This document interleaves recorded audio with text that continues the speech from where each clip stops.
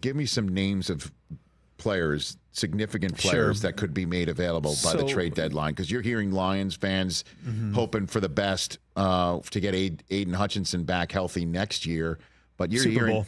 You think Super Bowl could be possible for him? So like somebody said to me that knows him really well, said that on that day in Dallas the hand of God was on him. It's obviously not fortunate going through the injury, correct, but they were 10 minutes away from a level 1 trauma center. At that trauma center, there's Dr. Alan Jones, who is the best in the country at this type of surgery that he needed.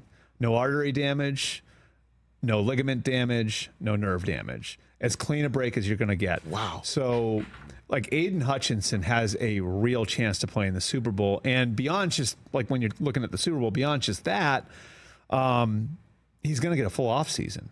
So now when you're the Lions and you're talking about potentially negotiating a new contract with him, you're going to have more peace of mind because he's going to have a healthy offseason. So I think Aidan's got the best news he possibly, obviously terrible injury, ugly injury, right.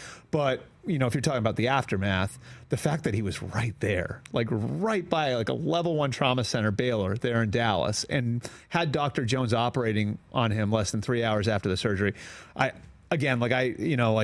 bad circumstance, but a really good result of the aftermath. But you're also off of by the way, that's great to hear. Yeah. Off of that, though, you're hearing maybe if the Browns keep losing Myles Garrett's available, sure. And then the Raiders keep losing Max Crosby, you can call for him. Are those even in the realm, do you think? I think the two positions that you're looking at, we've talked about receivers, right? So there's some obvious names still out there.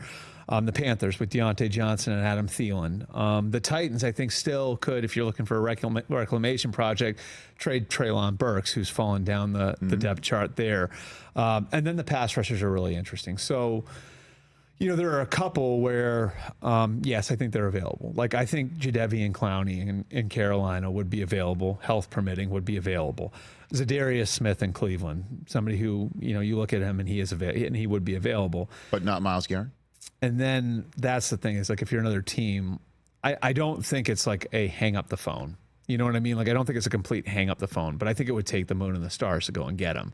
So I expect teams are going to be calling Cleveland on Myles Garrett. I expect teams are going to be calling Vegas on Max Crosby. Again, like, this is, I hesitate to even call it a new generation of general manager, because that's not what, it's been happening for a while now. Mm-hmm. But this generation of football executive is very aggressive, and is going to be aggressive in what they ask about. And so you see a team like Cleveland, and you call and you say, is Myles Garrett available? Is Denzel Ward available? So there are the guys that you would see on that roster that would normally be available. Maybe your Jack Conklins, your Zadarius Smith, but you also ask, well, would you consider moving on from, a franchise level player like a Garrett? And I don't think they do it, but I think they will get phone calls on him. Catch the Rich Eisen Show every single day on the Roku Channel, 12 to 3 Eastern, for free.